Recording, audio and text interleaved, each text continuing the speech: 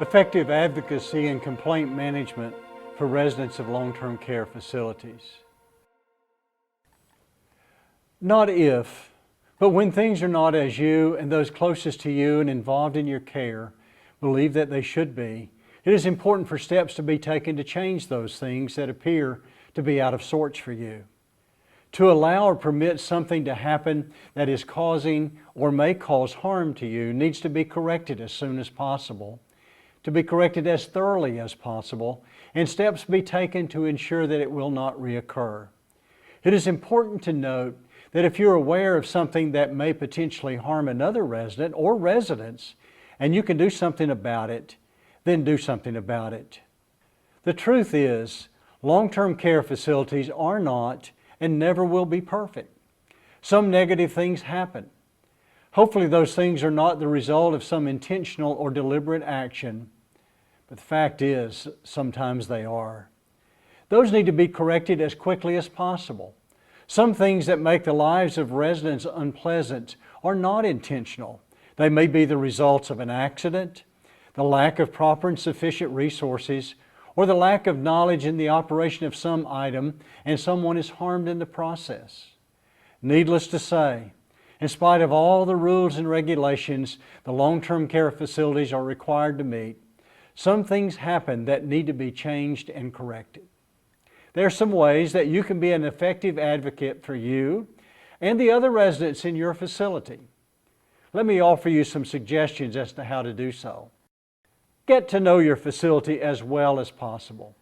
Become familiar with the layout of the building, particularly where the areas of most interest are. Learn the names of as many staff members as possible, especially those with administrative duties, those who provide medical and direct care, and those in supportive roles. If possible, get to know them on a first-name basis, and then remind them of your name as often as may be necessary. It is important to learn who is responsible for what, who to ask for what, and when to ask whom for what. As you have grievances and/or complaints, it will be best to go directly to the person who has the ability to correct or fix whatever the problem is. It is always best to file your grievance and to register your complaint in the proper procedural manner to ensure that you receive the response you are seeking. Strive to be as friendly and engaging as you are able. Use the key words of please and thank you often. Learn the schedules of daily, weekly, and monthly routines and activities. Knowing the schedule will allow you to be able to plan for your involvement as needed or desired. Each facility is required by regulations to have a process in place for filing grievances or raising complaints. It is important for you to learn and to follow the process in addressing your concerns. As a matter of principle, always ask for a written follow-up to any grievance or complaint that you make. Regulations require facilities to provide the requested write-up. In as much as is possible, minimize the number of grievances or complaints that you have.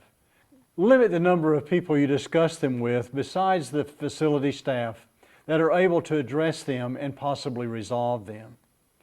Always remember that you have the right to file grievances and to raise complaints. When doing so, you may remain anonymous or you may give your name. You have the right to raise grievances and file complaints without being fearful of retaliation or revenge by any person associated with the facility. Actively participate in the residence council and/or family council.